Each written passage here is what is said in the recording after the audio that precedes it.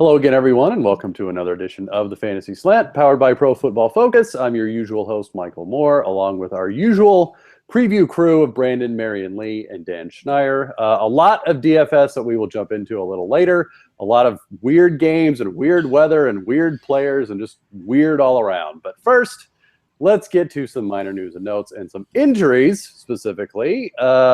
Brandon, let's talk about Matt Forte first. He obviously missed most of the game this last week, opened the door to Bilal Powell, who proceeded to run wild against San Francisco. It looks like Forte is on track to play, but obviously going to be a little gimpy. So what do we think of him this week? Yeah, I'm going to have to change my rankings. I actually am going to take Bilal Powell down quite a bit, actually. I think that this was great what he did. Don't get me wrong. Congratulations to him. But prior to that, he was not running strong whatsoever. He was averaging. I'm going to be fair with him. I'm going to be fair.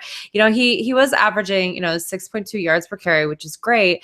But he only had 49 carries on the entire season up until last week. The usage was so specified in this kind of gadget type of role. We all thought he would get in on third down in a more dynamic way, and it kind of ended up being like kind of ho-hum, only one touchdown on the season. I'm not quite sure that they're not going to, I think people think that they're going to lean on him and he's going to be crazy, and he's ranked really high with a lot of people this week, really, really high. And the thing is that the Dolphins aren't that bad on defense against the running game. I mean, not bad enough where I'd be like, yes, I definitely want Bilal Powell. And you have to make this decision on Saturday, right? So there are some question mark people, so you may start Bilal Powell, but I don't think they're going to completely abandon Matt Forte if he's back.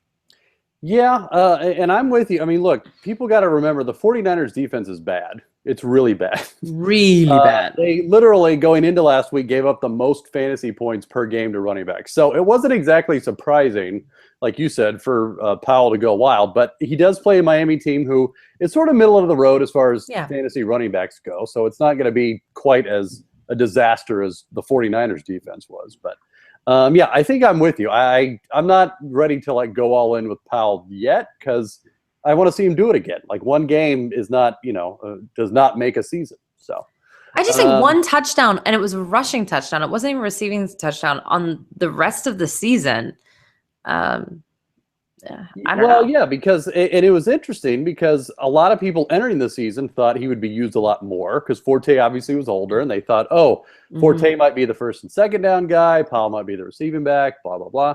And it just didn't materialize. I mean, we were talking, I know, for a couple of weeks with Forte having 25, 30 touches in a game, and here he is 31 years old, and he's still going. So, I think I'm with you to be a little cautious with your Powell play this week. Dan, on the other side, you've got Melvin Gordon, definitely not playing this week, no doubt about it. You've got Kenneth Farrow there, who filled in last week, who did okay. I believe they did sign Ronnie Hillman off of somebody's practice squad at some point. So what do we do with the Chargers running game? Are you optimistic there? No, I'm not optimistic. And I think this just draws back to a point that Brandon's made a bunch of times on this show, that I've made, that you've made too, Michael, because I think a lot of people in the industry know this one. When you can't trust the running back in pass protection, you can't trust him with a huge workload. Yes, I looked at Farrow's stat line last week, and I saw that he got every single touch when Melvin Gordon was knocked out with the injury. That's because Ronnie Hillman was inactive that week. But now Hillman will be up. He'll be active. We'll be back in the mix. And and maybe he doesn't know the scheme as well as, of course, as somebody like Farrow who's been there for a little bit longer. But he does at least have veteran experience and the ability to pass protect, and he's done it before in Denver. He was solid in pass protection there. He wasn't great, but he wasn't terrible. So I think because of that, it'll be more of like kind of a timeshare there. And we're talking about running behind arguably a bottom 5, bottom 10 offensive line this season with all the injuries that started to pile up again there. And it's not like that couldn't have been predicted. The Chargers really never had any depth at that position on the offensive line. So I think we're talking about the 24th best run blocking offensive line on Pro Football Focus right now with a potential timeshare. So it's really tough for me to get excited. Okay, so let's move on to an injury that we knew about heading into last weekend. Julio Jones, who ended up not playing. There was a big hubbub when he was declared inactive because people were still on the fence with him and people didn't know whether to start him. So I want to ask both of you this. What do you do this week with Julio being still in limbo? Because to be honest, that was probably the question I saw the most last weekend was, what do I do with Julio? Because nobody knew if he was going to be playing or injured, or even if he did play, to be a decoy. So, Brandon, let's start with you first. What do you do with Julio this week if you have him? I'm very nervous to suggest this to people.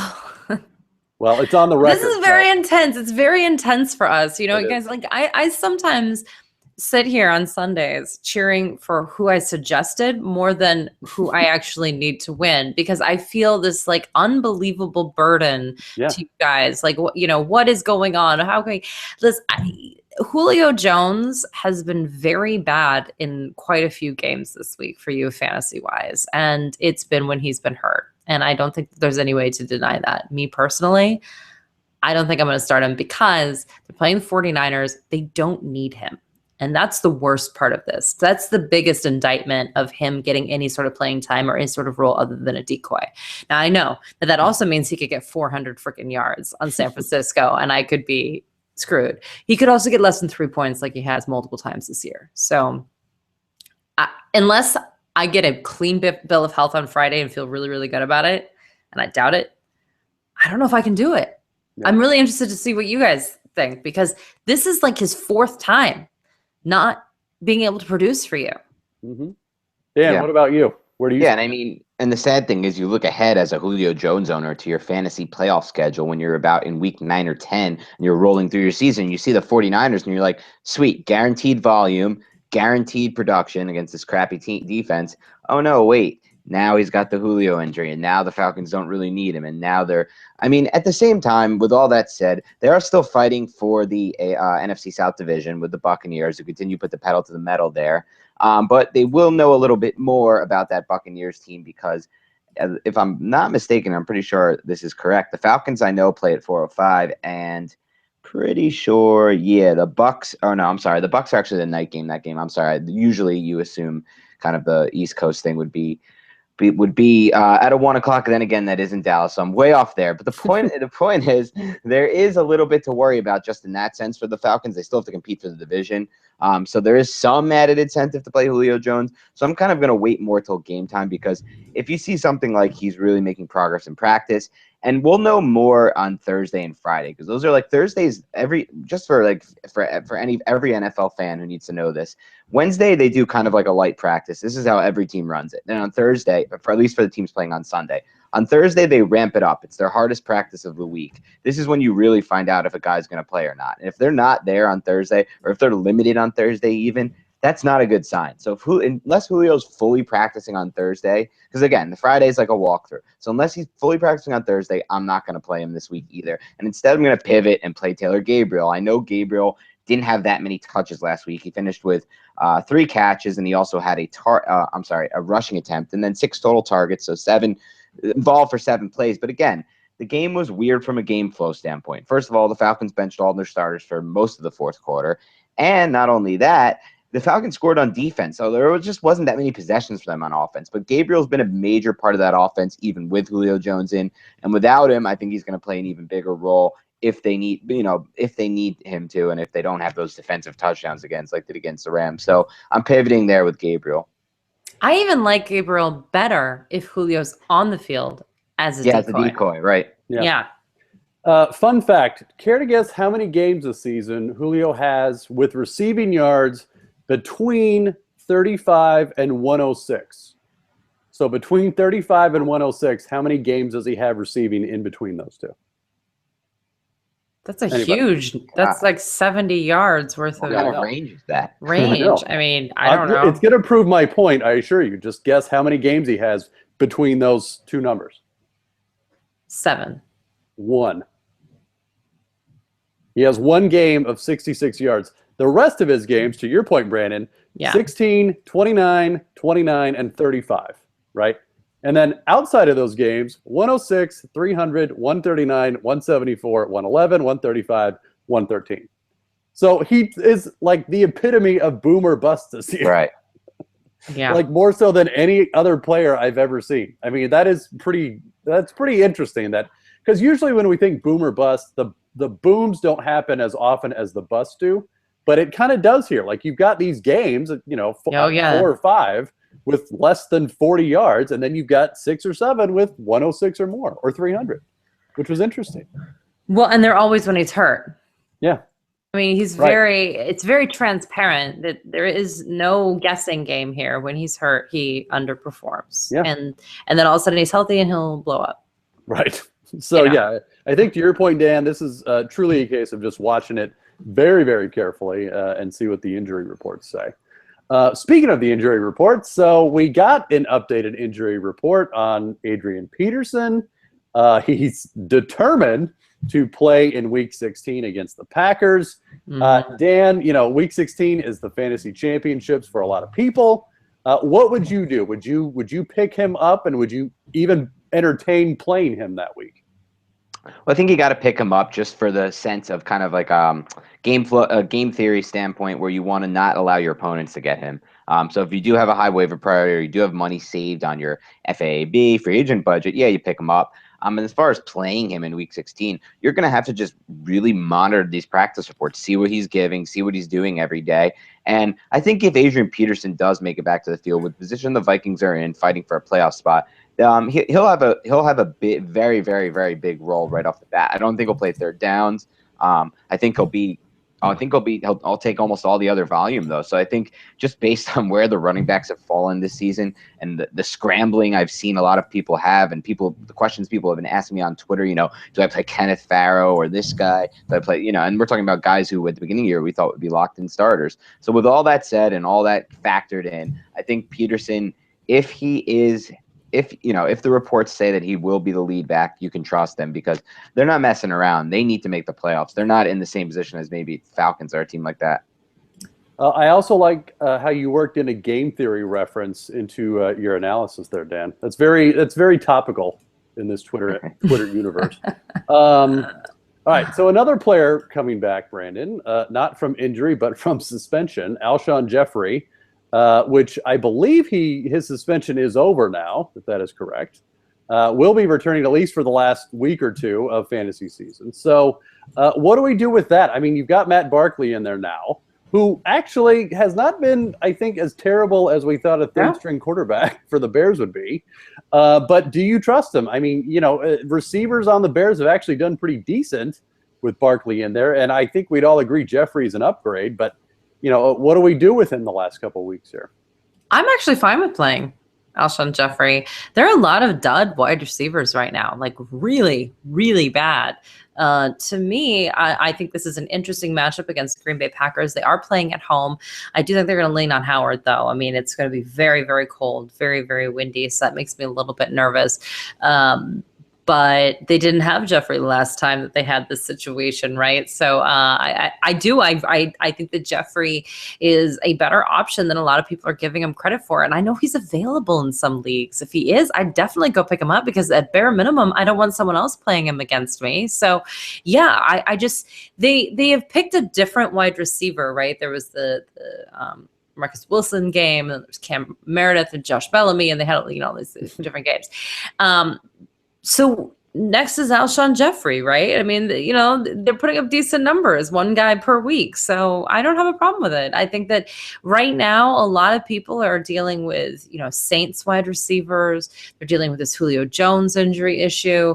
AJ Green supposedly is going to be back, but there's still question marks about that. So yeah, I think you should absolutely pick up Alshon Jeffrey at the bare minimum for a security blanket. And then, yeah, I think you consider playing him. If you're deciding between him or like Cole Beasley or something, let's talk about it.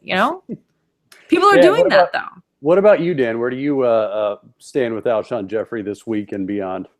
I mean, Brandon's right. I mean, one, we see Matt Barkley, who's playing much better than anyone expected we'd ever see from him in the NFL. And then two, obviously you look around the landscape right now and there aren't the fantasy play is down from receivers. I was just kind of taking a look at it, and it's really amazing this week for the fantasy semifinals how many games are going to be affected by weather. You got the Bills-Browns game, which is supposed to be snowy and very windy. You've got Bengals-Steelers, which is in Cincinnati. Well, that one's in Buffalo.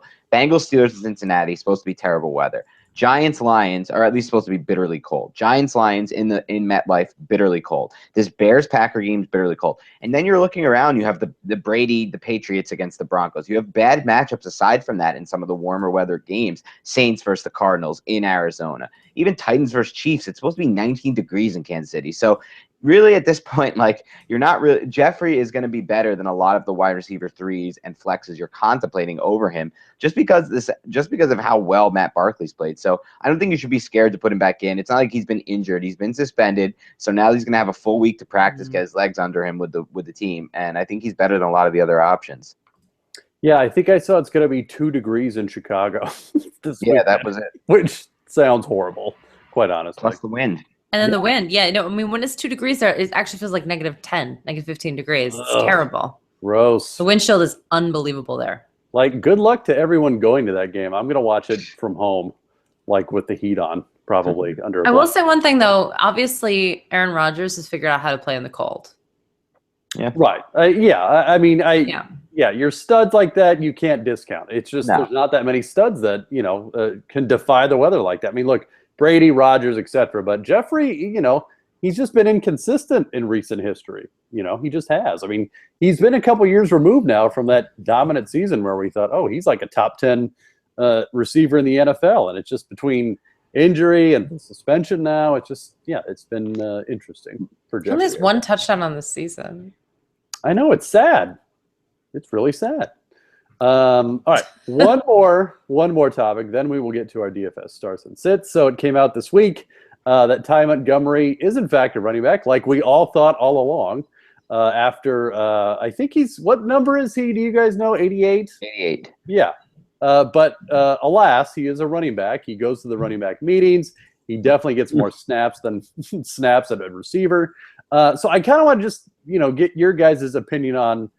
Not really, him as a player. I mean, yes, as a player, but more about the whole position kerfuffle, to borrow a phrase, between running back and receiver with Montgomery. Because, like Dan, there was, some discussion on fantasy Twitter about what to do with that, especially in season.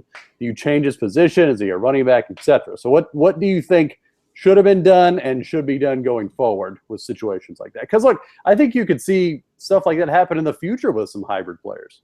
Yeah, I think there's a simple way to do it. It's kind of similar to how fantasy baseball does it with their position eligibility. They do it based on games played. Some websites go with 5 games, others go with 10 or 15. And now with what we have, with all the information we have out there in football, you can easily figure out how many snaps each player has played at each position. So you can tell how many snaps Montgomery has lined up at wide receiver or running back. So you just go by that, or any player for the future. You just go by how many snaps they've lined up. You set a baseline and you go from there. It shouldn't be, based on when a team puts Montgomery or whoever on their official depth chart at a certain position. I mean, you have teams that will list guys like Kobe Fleener 4th on their depth chart at tight end, even though it ended up being an intern error in the offseason, throwback through August. But there's he ended up being less than the first, though.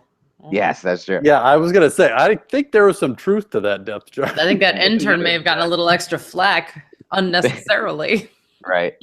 But I mean, there's a lot of times that teams don't list the depth charts completely accurately for strategic reasons, or just because I don't really know. It's very odd to me. So I wouldn't go by that. I think you got to go by a better baseline, which is kind of how many snaps they play at the position. Brandon, what about you? I think it's risky. I think it's really risky. I went off on this actually on the Facebook Live that I do before the show. Here's my problem. He is yet to have double-digit carries, ever. Okay, so he's had 9 or fewer carries in every single game that he's played this season.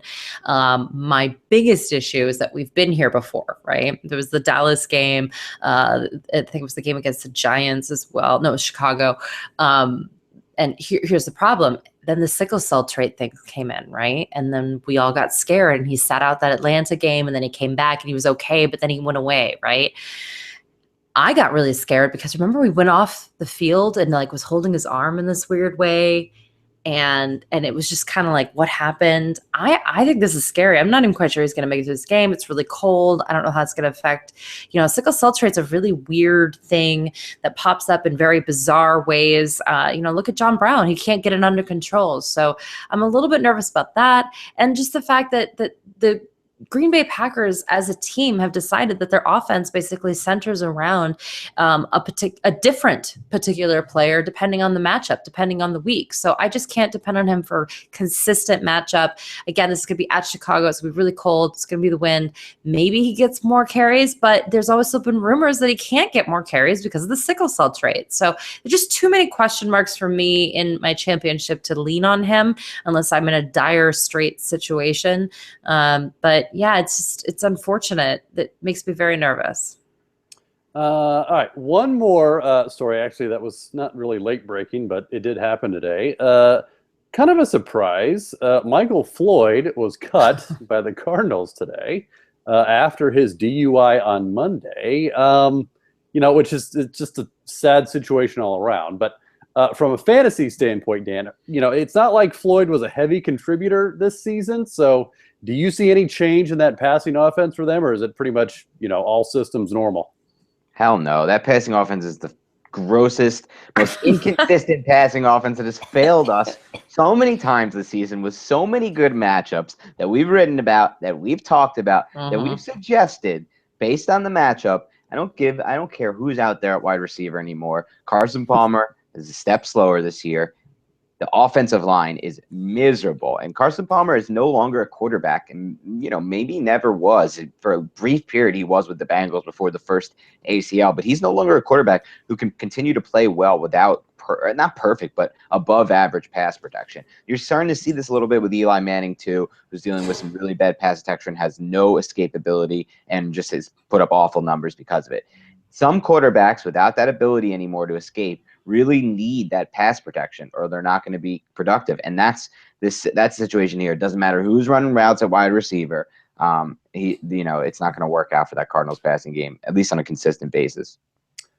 So just to give a little preview, is it fair to say he's not in your DFS starts for this week? Oh, hell no. Okay. I don't think I'm emotionally stable enough to discuss Eli Manning on this show either. I just want to put that out there. You just threw his name in, and I was like, don't do it. Wow. Don't do it. There's a lot I will say, though, if you have Michael Floyd, don't drop him. Like for the season, or really? Someone's going to pick him up. I think it's going to be the Eagles. And I think he'll be the number 1 wide receiver in week 16. Boy, for a team. That would be quite a story, actually. No, but I think that if you play your championship in week 17, especially, if you go on Twitter right now, everyone's like, "Where's he gonna go?" So many people need a wide receiver.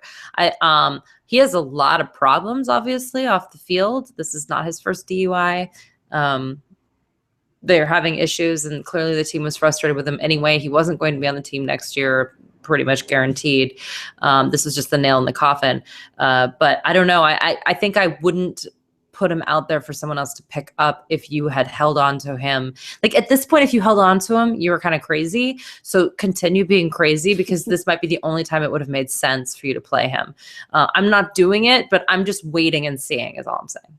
I will say, if you are crazy enough to have held on to him this long, you might as well keep him till the end. Right. Like, it can only get better, honestly, for him from a fantasy perspective. I don't know if you're going to ever feel confident playing him, though, in week 16 in a brand new offensive scheme with a brand new quarterback. Even if he does join the Eagles per se, that'll be a matchup against the Giants on Thursday night against a really good pass defense. I don't know if I trust that. But, maybe if it's the right matchup and it's the right team where he kind of comes to a scheme similar to that Cardinals vertically attacking offense, so there's similar route concepts, I can see it maybe. I can see it. Well, I just wouldn't drop him right now. Could you imagine you held on to him all season? He was dead weight. You drop him. Someone picks him up, and he's like this weird garbage time Kang against you, and you get screwed. Listen, I'm just saying it's interesting. It'll be interesting to see where he lands. It probably will be nothing, but I wouldn't act until I figure it out. I was saying the same thing about Justin Forsett. Like there's certain guys that right, when things happen, you just hold on to see where they go before acting out. I sort of envision him, if he is signed by anybody, going to a playoff team that kind of needs some help, which to me, that would be like Tennessee, right? Like they don't have, they've struggled at receiver. They got Rashard Matthews, who's shown some flashes. Tajay Sharp, I think it's fair to say, not as good as we all thought he would be going into the season. Rookie. Yeah. So, I think you got to look at a team that is in a spot that they need help and are willing to look, let's face it, winning trumps everything in this league, right? Right. So you got to look at a team that is either in the playoffs or close that is willing to overlook that stuff and bring them on immediately. I mean, and I don't know about Philadelphia just because I don't know that they're still in contention for a playoff spot at this point, are they? Barely, mathematically, but that's it. Yeah. So. And I think if they did that, it would just be to get Carson Wentz's confidence up, giving him more weapons. No, Right. I mean, they really kind of sold him short, right? Like they put him in a situation where as a rookie, he had a difficult time generating passing yardage because there weren't a lot of weapons, right? So they might be like, hey, but look, we threw you a bone here. But it's a little offensive to him, of course. He didn't have anyone around him. I mean, I wrote about him last week, Carson Wentz, for a Dynasty article. And I think the highest rated running back that we had on the Eagles was Darren Sproles at 27. And then the highest rated receiver that we had at PFF was Jordan Matthews at 67. So, no, he didn't have any help. He didn't have any help around him whatsoever. I mean, look, Zach Ertz is coming on strong like he usually does at the end of the season. But other than that, starting week 12. Right. Which truly, talk about a guy you could bench like all season for your fantasy league and then push him in the playoffs and then win your league. So. Unbelievable. Anyway, all right, let's take a quick break. And when we come back, we will get to our DFS starts and sits for the week. All right, everyone, welcome back. All right, Dan. So as we mentioned earlier in the show, it's a weird week all the way around, weather and teams and players and blah, blah, blah. So try to help us out. Who are you starting in DFS this week? So we're going to start at the quarterback position like we usually do, and I'm going to dig my heel in and talk about Tyrod Taylor because like we've talked about on the show all year, and it's probably hit at like an 80-90% success rate, maybe even higher, attack this Browns defense in daily fantasy. I mean, even last week, Dalton only attempted, 28 passing attempts. He still racked up 17 fantasy points without A.J. Green. 28 attempts, that was it. It didn't even matter. This week, there's going to be more passing attempts for Taylor. By the way, Taylor's been a borderline QB1 for a long time. Since week 7, in 5 to 6 games since week 6, he's had a rushing touchdown and at least 30 yards rushing. During that span, he's only dipped below 15 fantasy points one time. So that's the kind of consistency you need right now on a week where there's not going to be that many quarterbacks. And I know the weather could be bad, but at the same time, the matchup's just too good. The Browns are 25th and 27th. Respectively in our cumulative pass rush and pass coverage grades. This is just a defense that lacks talent, and the matchup's good. Taylor's been more consistent than people give him credit for, and I like him. And then I'm going back with Cam Newton. I just really like his matchup again in a week where we just Dan, no. You don't like Cam this week? I don't like Cam this season. The season is love done, Cam. man. Off. He's definitely off. Like you can see from his throwing motion and everything, his passes are definitely high. There's no consistency based on the fact that Calvin Benjamin has been really, really bad and Devin Funchess is not great as far as consistency goes. But come on, this Redskins defense has been torched every single week. They're becoming one of those defenses you can light up in the passing game every week. I don't want to hear about Josh Norman because he doesn't do enough. They don't have a consistent enough pass rush. They rank 20th overall cumulatively in our pass coverage grades. And then pass rush, they're a little better. They're around the middle of the pack. But as far as just like fantasy points against go, I'm drawing a blank on this right now, but I had this stat a little bit earlier. So they allow the 22nd most points to opposing wide receivers. So, this is the type of matchup where even if a guy like Calvin Benjamin or Devin Funchess has been struggling in recent weeks, has been struggling in recent weeks, can get going. And I think that Cam makes for an interesting play in DFS because he's not that expensive. Relatively. Well, and to your point with Cam, Washington still gives up the 6th most fantasy points to quarterbacks. So you're right. It is a great matchup. And look, if Cam can't get it going this week against Washington, then you can't help him. There's nothing else to do, Right. Brandon, what about you? Quarterbacks you're starting this week? Yeah, so I thought I was being all sneaky and cool, and I ranked Kirk Cousins at number 3. So did everybody else, and I was like, what? No. I thought I was heading the Kirk Cousins fan club. Ends up that Mike Tagliere, Pat Thorman, and Jeff Radcliffe and I all have him ranked 3rd this week for a lot of the reasons we've stated, right? It's a terrible matchup for a lot of our top quarterbacks this week. It's going to be decent weather for this game as opposed to storms and negative 12 degrees wind chill and everything else that's happening. So I'm sorry, Kirk Cousins is a solid quarterback with an incredibly high floor and a high ceiling going up against the Panthers secondary. I have no problem with him. I think out of all the studs, he's actually priced decently, and you can get quarterback one numbers from him easy peasy. So I like him as a stud starter. And as far as the kind of sleeper area. By the way, I wrote about Tyrod Taylor. He's my number one quarterback for sleepers. But I do want to say, don't sleep on Joe Flacco versus Philadelphia, and don't sleep on Trevor Siemian versus New England. From a DFS perspective in a GPP format, Trevor Siemian has back-to-back games of over 300 yards. And just last week, Joe Flacco threw for over 300 yards against New England. New England actually gives up a pretty decent amount of fantasy points to opposing quarterbacks.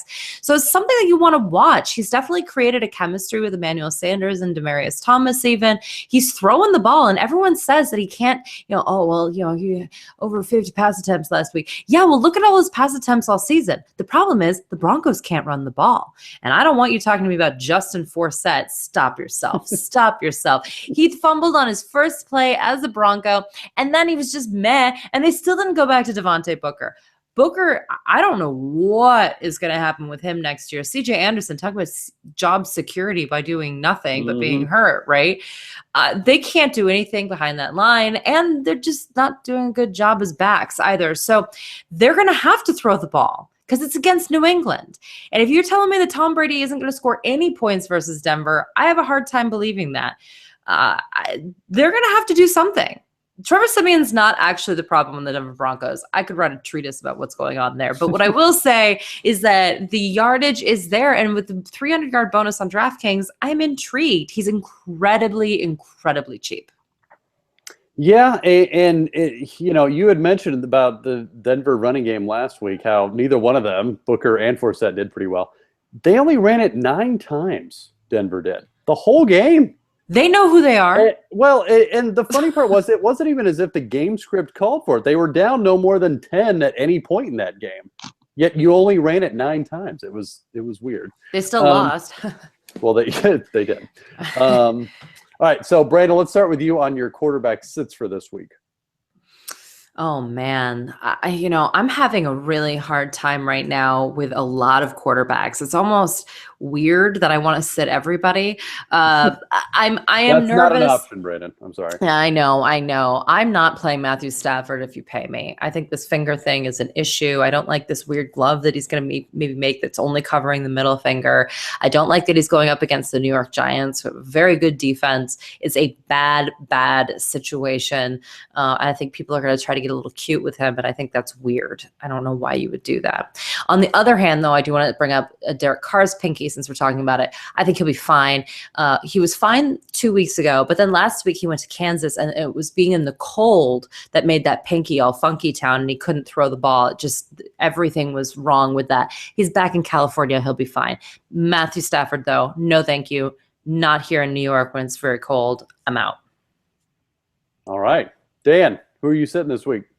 Well, last week everyone called me crazy when I said to bench Mariota, who had entered last week as the QB1 over the past month before that. But who said you were crazy? He was playing the Broncos. No, people said, despite the fact that he was playing the Broncos, there are still people, believe it or not, Brandon, on Twitter who don't really understand the whole matchup side of this fantasy thing, and just look at how many points he scored, because he was the QB1 over the month and entering that game. So I understand it's a bad matchup, but they're like, I get your point, but he's been this good, he'll still be good, he'll still be okay, he'll be a little worse, but still good. No, he was terrible. And there's a similar scenario brewing for him again this week against the Chiefs in Kansas City. The Chiefs are coming off 10 days rest. It's going to be freaking cold, 19 degrees. The defense is playing awesome right now. And that style of defense, which is actually similar to what you've seen from the Giants right now, is basically this. It's basically zero coverages on 60% of their snaps. They're using all 7 front 7 guys, all 6 or 7 guys to just blitz, and then just relying on the corners and safeties to do the rest. sometimes using Eric Berry as a robber, like the Giants use Landon Collins. So this is a style of defense that can really work if you have the cornerbacks playing well in coverage. They have that right now with Marcus Peters and with Eric Berry in coverage, and obviously with their pass rush, Justin Houston. And that goes in right into my call of why I don't like Matthew Stafford, even though Brandon just mentioned him. I'm going to double down on this because it's such a bad matchup for him against the Giants. Not only is it going to be really cold in New York, but this style of defense is just I think the Giants are the hottest defense in the NFL over probably the last 6 or 7 games. And Stafford, by the way, has thrown for just 1 touchdown pass or fewer in all but 2 of his past 7 games. Also, he has thrown for 250 passing yards or fewer in all but 2 of his past 7 games. What the hell is that? Why is anyone playing them this week? I don't understand where the hell this came from. Those games, by the way, were against Washington and New Orleans. These are terrible pass defense. So, I don't even understand why you would play Stafford in any matchup, especially not this one. Riley Reiff, the right tackle, one of the worst pass protecting right tackles in the NFL. He'll be seeing Romeo Okwara and Olivier Vernon combined for a sack and double-digit pressures last week. It's bad news all around. So those are my guys. I'm not playing at all. Okay. Well, let's get to some happier news, Dan, at running back. Who are you playing this week? Happier news at running back. So I'm actually going to not listen to all the scare that I've had on Twitter, and I'm sure you guys have seen as well with Devontae Freeman. What the hell happened? What the hell just happened with Freeman? I know he had 6 carries last week. This goes right back to the Taylor Gabriel point I made earlier. It was a weird game. Game flow and game script were way off. The Falcons took a huge lead early. They had defensive scores. They had 42 points up on the board. They rested all their starters in the 4th quarter. Before last week, Freeman had 0 games this entire season with fewer than 15 touches. It's coming back. They're going to need him. The San Francisco run defense is god-awful. It is dead last in yards allowed per game. They've allowed the most fantasy points to opposing running backs. They've been on the field for the most snaps this season. They've allowed the highest yards per carry average, and they're a 31st ranked run defense cumulatively according to our grades. It's god-awful. Perfect match for Freeman. They're going to lean on him and Coleman. Freeman's only going to need about 15 touches to be an unbelievable play, and that's what he'll get.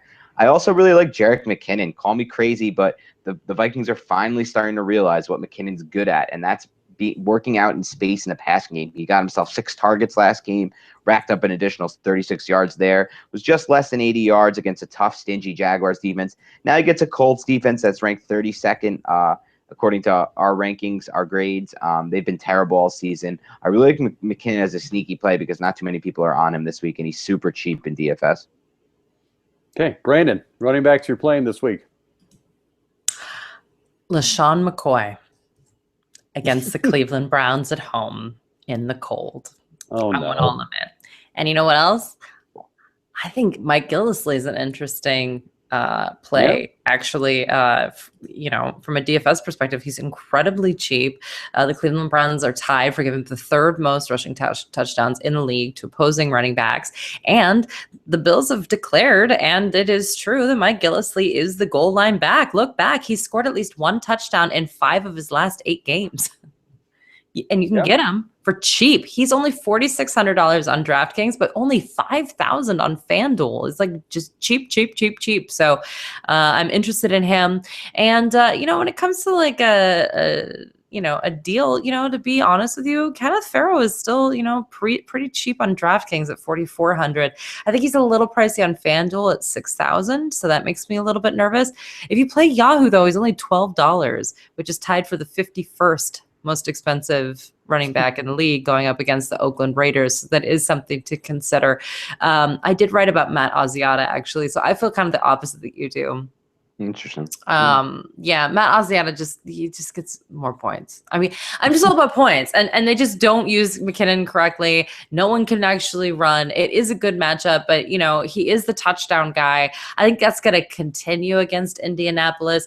Lamar Miller rushed for over 100 yards last week against them. The Colts have allowed 8 different 100-plus total performances, but it's all been on the ground. It hasn't been on the air, so it's interesting. It'll be an interesting matchup. I think that both of them are kind of interesting GPP plays. You could actually do one lineup with one of them and one lineup with the other. They're only about $100, $100 to I think $400 difference depending on the platform. So I couldn't decide which one I was going to write about. I actually wrote about Matt Asiata, but we're on the same wavelength. Well, and for those guys you mentioned, Brandon, especially the sleepers like Gillislee and Asiata, I mean, those are perfect for me anyway. Flex plays on like DraftKings, for example, because they're still cheap, Mhm. but the touchdown, chances are pretty high, relatively speaking. I mean, a lot of people take that flex spot as sort of your boomer bust pick, and for a lot of those guys, like you said with Gillislee, he's got more touchdowns in games than not the last 8 games. I mean, there's a good Exactly. chance he's going to get one there. I think so. I mean, it's Cleveland. I mean, everyone gets a touchdown. I would say just that Matt Alexander has 6 touchdowns to McKinnon's 2 on the season.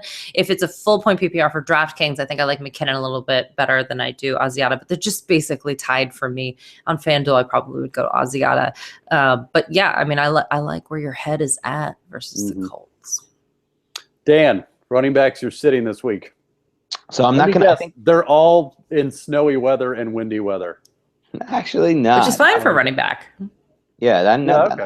not for my backs, but I'm starting and I'm not falling for the Ryan Matthews trap. It's easy to fall into this trap because we all do it, Dan. We all do. Yeah.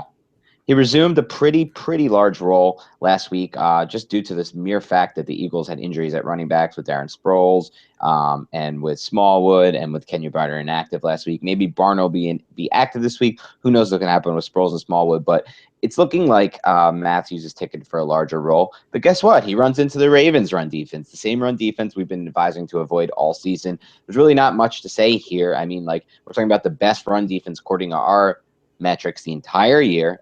Just there's no reason to overthink this. And as far as just like fantasy points against go, the Ravens have allowed the 28th most. So what would that be? 32.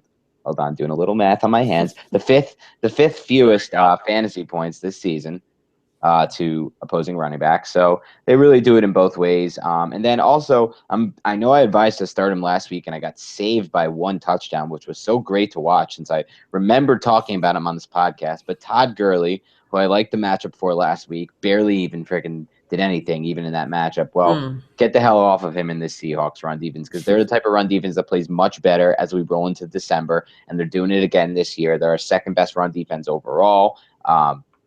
They've been pretty much great the past month as far as run defense goes. They're allowing the 4th fewest fantasy points to opposing running back. So those are my 2 guys I'm sitting at running back.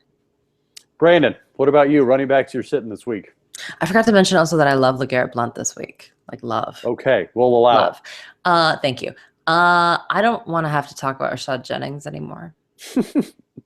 Why? Like, I'm sure that Dan is like loves talking about Rashad Jennings. In what sense? I'm a Paul Perkins truther, so. Then it's been a rough season. I he's going up against Detroit. Their defense is best at stopping the run. There's just no reason for them to go to him. Also, I'm not going to play Rob Kelly this week. I think this is a shootout. They're going to pass the ball kind of situation, not run the ball. I don't hate Rob Kelly in like dynasty formats. I know that we're talking about DFS, but I have been getting a lot of those questions as well. I do think that they've committed to him though, in a way that they did not commit to Matt Jones from the get-go. So I think that's interesting to me. I think they'll still use him. I just don't know if he'll be incredibly productive. I think they'll use him more as a way to just kind of loosen up the defense than to actually get productivity out of him. He could sneak in a goal line carry, but I'm just personally staying off of him. Carolina's much better at defending the run than they are the pass. So those are probably 2 guys I'm not into. Dan, was it your tweet or a retweet where you showed Rashad Jennings pretty much running into a wall? Oh, you saw that? Yeah. Yeah. Describe that real quick, because I thought that was funny. Yeah. Jordan Ronan, beat writer for the Giants for ESPN, was doing some film review, and he broke down a play on Twitter that I retweeted, which was the Giants, for a shocking and surprising, maybe the one time the entire game, one time the entire season, they opened up a gaping giant hole off right guard. I don't even know how they did it. I really don't even know. They have like John Jerry there, who's incapable of run blocking, but they did it. And Rashad Jennings took the handoff and must have just like not seen this hole. He was in the point where he's like bouncing and looking for either to go right or left, instead of going right through just like a gaping hole, which is like a guaranteed 10 to 12-yard gain. He just bounced left, then hit a blocker and bounced around one more time, and then just bouncing left again, and then just like was stuffed up for -1. It was just like, oh my God, what am I watching? Meanwhile, Paul Perkins is just like looks so much better on those type of plays. Can't even talk about the Paul Perkins, Rashad Jennings. Are you a Dixon truther too? I am a Dixon truther. I'm all about those elusive backs, Brandon. That's my calling card. Hey, Make Dixon. I mean, people look, miss. He was Don't so run bad away. last week. He well, was. But he's He was playing hurt. really like genuinely actually bad. He's playing hurt. Give him a break. He's playing on like a come on now. torn well, and look, I don't know if The games had anything to do offsides. with it, but the first half was definitely worse than the second half for Dixon. But look, he has definitely taken that job at this point. That's one thing you can't deny. I don't know about dynasty leagues. I don't know if long term he's going to be the man there, but they've officially transitioned from Terrence West to Kenneth Dixon. I mean, you saw he had like 6 catches last week. It's crazy. I know. It just was not good football. Well, yeah, but that goes for a lot of people last week. True. I mean, that's kind of like when people are like, well, maybe Dak Prescott will get benched for Tony Romo. I'm like, oh, you're gonna bench Drew Brees too? Because he's been really bad. You should. Yeah. What are you doing? Anyway, sorry. Twitter. That's okay. Right? Twitter. Right. Okay, Dan, receivers you're starting this week. Okay, receivers I'm going with this week. I'm starting with Doug Baldwin, who I don't see many people talking about. And really the idea behind Baldwin is to just attack this Rams defense. This Rams pass defense should be much better than it is with Aaron Donald and a pretty good defensive line. But the fact of the matter is they just don't have the coverage back there to hold up. Baldwin, this season, actually, the Rams have allowed a 40.4 fantasy points per game to opposing wide receivers. That's the third most points allowed by any defense. They do a lot of those zero coverage and looks where they blitz the hell out of the quarterbacks with one high safety because that's what Greg Williams, defense coordinators, likes to do. But you can't do it when you don't have the cornerbacks to hold up. And my best bet to do it is Doug Baldwin. And think back to Doug Baldwin, 2015, the guy who saved every fantasy roster with 11 touchdowns over his last 4 or 5, 6 games. He was the MVP of the playoffs last year. Does he have a little more magic left in him? I think he does. And then the other guy I really like, and I just can't find myself fading in DFS, is Allen Robinson. He's dropped a 4,400 on DraftKings. I understand all the drawbacks on Robinson and Blake Bortles for that matter, because that's really what's making him bad. But he's still such a good bet to make those crazy athletic plays, and he's still a good bet for targets. And it's just the matchup's not amazing, but 4,400, we're talking about guys in that range who are just no part of their team's offense anymore. So those are the two guys I really like, just mostly Robinson because he's just such a good bargain. Well, and to that point, look, every DFS team is going to have a receiver in that range, right? I mean, with starting 3 receivers plus the flex, you're not going to be able to start 3 $7,000 wide receivers every week. So you're going to have to go low at some point. And yeah, I think I'm with you. I mean, if you have to get one, I mean, he's got the best shot. So right. I want to be clear though. Allen Robinson's doing this to himself too. Oh, no, we've covered this. We've covered this. And I'm not in on that with you. 8 drops to 6 touchdowns and a fumble. Oh, no, and his catch rate has dropped every year in his career. Who else had a lot of drops last year? Mike Evans, so. Well, touche.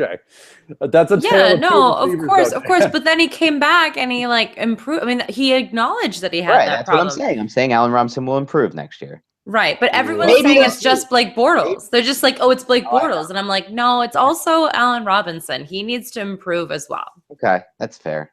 I don't think he's going to get better, Dan. I'm sorry. Well, we'll see. It's 4,400. What does he need? I'm not writing him off. I'm just saying that it's not just Blake Bortles. He needs a 6 for 70 just to return value on a $4,400 investment. That's not even asking for much, though. That's not. Okay, Brandon, receivers you're starting. Oh man. We're in a as you said, this kind of dearth of wide receivers, right? I think I'm going back to the Deshaun Jackson well that I went to last week, and I was like, hello. Great well. It's a nice well against those Panthers. Am I right? Hello, primetime Kirk Cousins. Hello, Deshaun Jackson. I just think that he's just clicking, right? And I he's in this contract year. There are things that are happening. He's bought into the system. I did want to say that I'm a little nervous about the other players, right? So there's Jamison Crowder, there's Pierre Garçon, but Jackson's still actually priced reasonably, and you're going to be able to get a lot of really good players if you play him. And certainly last week, him going over 100 yards and getting a touchdown was great, but he did it 2 weeks ago too, right? And then the week before that, he also scored a touchdown. So he's had touchdowns in 3 of his last 4 games, and the Panthers is just too good of a matchup for me to ignore. As far as bargains are concerned, I am into Adam Thielen. I'm not going to lie to you, versus the Colts. Sam Bradford has a 112.8 quarterback rating when throwing towards Thielen. That's the 9th best in the National Football League. There's a trust there. It's not just, random here, you guys. It's a rapport that's been building. He's had 200+ yard games, only 3 touchdowns, but he's been targeted 5 or more times in all but 1 game since the Vikings week 6 bye. And before that was when he had his huge game when he had to fill in for Diggs, and he just basically earned the trust of the team. It's something that you can count on, and he's very cheap. On DraftKings, he's $4,800 I like, but on Yahoo, if you play that, $16. There are a lot less bargains right now. You kind of have to pay up because everyone's smart. We get it. We know who's who, and it's just the way it is. Taylor Gabriel, we already discussed him. I like him. He's still a value. I actually think Rashard Matthews is going to bounce back versus Kansas City. I know that they're having good defense, but they had one down game. They still won. They still have the confidence going in. I think they're going to kind of fight hard. And Dontrell Inman is an incredibly secure security blanket for Phillip Rivers, who has now thrown 10 interceptions in 4 games. He needs to rely on this slot guy, and he's going to rely on Hunter Henry too. And I know I'm alone on that, but anyway. That was me mumbling out of that. Antonio Gates not getting that tight end touchdown record is what you're saying. Not necessarily. I'm just saying that, first of all, Hunter Henry is the future of that organization. Oh, yeah. No, he definitely is. He is not getting the volume because they really are trying to get that for Antonio Gates. But the problem is we're talking about it, and so is every other defense that they go up against. So they're just blanketing Antonio Gates in the end zone to the point where he's almost surprised when he's open, right? Like last week, I think he kind of did this weird fumble thing because I think he just wasn't even quite sure what was happening. He didn't actually fumble, but he fumbled the ball and it was an incomplete. But yeah, so what's happening is they're blanketing him in the end zone. So hopefully he gets it, but I don't think it's as much of a slam dunk as we think. Yeah. Dan, receivers you're sitting this week. So the first one I'm sitting is Malcolm Mitchell, and it's a sad story because I love Malcolm Mitchell, love his talent. We talked about him last week on the show as somebody who I would like to start in DFS, but I just can't roll him out against this Broncos defense. I've been skipping these Broncos corners forever. Kib Talib, who's going to be playing pissed. And I'm just not, I don't like the matchup there. And then I'm also going to be sitting Marvin Jones, Golden Tate, and that entire Lions receiving core because they have to go up against the Jackrabbit, Janoris Jenkins. We're talking about a guy who held Des Bryant last week, who actually had as many catches as Des Bryant did last week. One, because he had an interception. He also had a forced fumble on the one catch he allowed Bryant to make. So this is a guy who's playing unbelievable football right now. He credits it to the fact that he doesn't feel like he has to make many plays anymore as he used to when he was on the Rams, when they were behind all the game. It's a little weird of a comment, a little interesting of a comment considering how bad the Giants offense has been, but we'll take it. He's been awesome. So I think that he'll match up a little bit with Tate, since Tate has only spent 27% of his snaps in the slot this season. He's played a little more outside, which is bad news for him because Jenkins will shadow him. And last week, Jenkins showed that against some receivers, he's willing to move into the slot. He did it against Bryant. So I don't like those 2 guys this week, or those 3 guys, Tate, Jones, and Malcolm Mitchell. Brandon, who are you sitting this week? Well, I wanted to bring up one of our tools, which is the wide receiver cornerback chart. It's really fun, and I like to sort by the advantage and the disadvantage and what have you. So sometimes this is just fun to play around with it and look and go, oh yeah, I would really rather not, play that person. For me, I think that people are going to get a little bit cute with the Patriots. I like that you said Malcolm Mitchell. I feel the same way about Chris Hogan. He's priced to the point where he's tempting. I don't like that. And Julian Edelman too. I just think that these things are just not smart football. I don't want to play Brandon Marshall. We think that Byron Maxwell is probably going to be shadowing him for the majority of the game. I kind of like Robbie Anderson. I know I'm alone on this, but the rapport between he and Bryce Petty cannot be denied. Bryce Petty likes him too, so. Absolutely. 23 targets in 2 games. But here's the deal. Bryce Petty was the 3rd string guy. He had no time with Marshall at all, because what happened is they were preparing for Geno Smith, if you remember correctly, and then Fitzpatrick came back. So literally they had to get both of those guys touches before even thinking about Bryce Petty. So Bryce Petty was there just like throwing the ball to this guy named Robbie that he just met. I mean, there was no one else to play with. So they're kind of like the two kids that, had their own little play area, and now they get to play in the big time. And I'm kind of interested in him actually, but I'm off of Brandon Marshall. And then if you look, Amari Cooper against Casey Hayward is not my favorite thing that I've seen today. And Amari Cooper has had an up and down season as well. And Casey Hayward's very good at football. So I would like to caution everyone. Officially, Casey Hayward is an incredibly good corner. Done. Okay, last one, Dan, tight end starting and sitting. Okay. I like Ladarius Green a lot this week. I know that he didn't have a great week last week, and I know that people thought they'd ride a bunch of great games into the fantasy playoffs with him. So it seems like a risky play, but he's still making the most of his opportunities. He has a 2.93 yards per route run average over the past 2 games since they kind of worked him into that offense, the 3rd most among tight ends. He's also seen 17 targets over the past 2 games, 3rd most among tight ends. And he's making the most out of his snaps. And we're talking about a matchup against the Bengals defense that has allowed an average of 16.7 fantasy points to opposing tight ends, the 3rd most in the NFL. So this is just a great matchup against a guy who's being featured when he's on the field. And I don't think he needs all of the snaps to be great. And then we're talking about guys I'm sitting. I'm actually going to sit Delaney Walker, which I know seems like a really, controversial sit, because if you have Delaney Walker on your roster, why would you sit him? It's kind of like Mariota last week, a guy who's in the top 3 or top, maybe not top 3, a little bit less, but in that QB1, tight end 1 range. But again, Kansas City defense in Kansas City, 19-degree weather. I don't think they're going to move the ball through the air. Last week, he had 9 targets, only caught 3 of them. And the Chiefs have actually allowed the fewest points to opposing tight ends of any team in the NFL this year. So those are my 2 guys that I'm starting and sitting. Brayden, tight ends you're starting and sitting this week.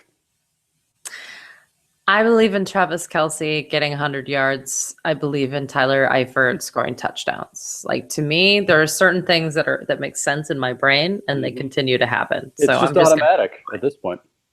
You know what? We don't have Rob Gronkowski anymore. The Graham, Russell Wilson, Seattle Seahawks offense is dicey at best.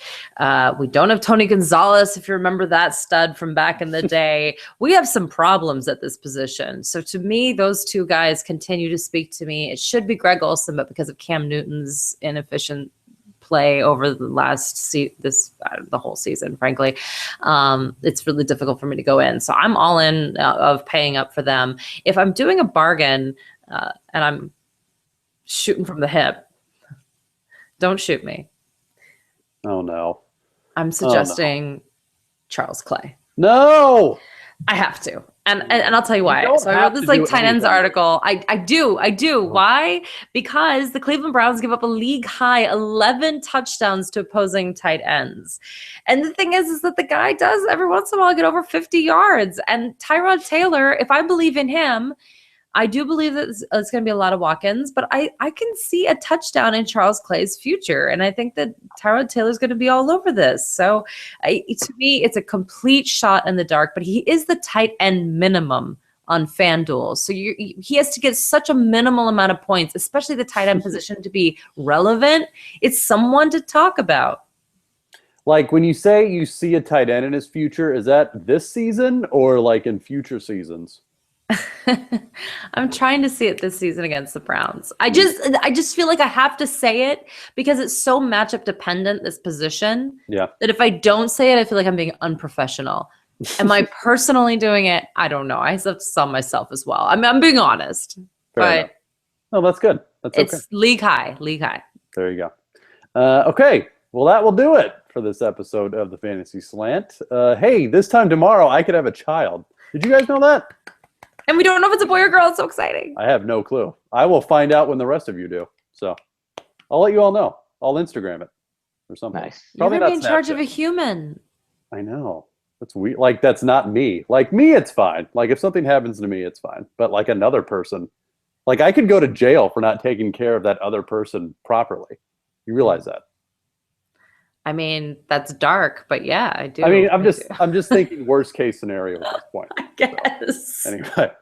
I don't think you're going to go to jail, buddy. I think you're good. Probably not. Probably not. Okay. Anyway, so for Brandon, Marion Lee, and Dan Schneier, I'm Michael Moore, and we'll see you next time on the Fantasy Slant.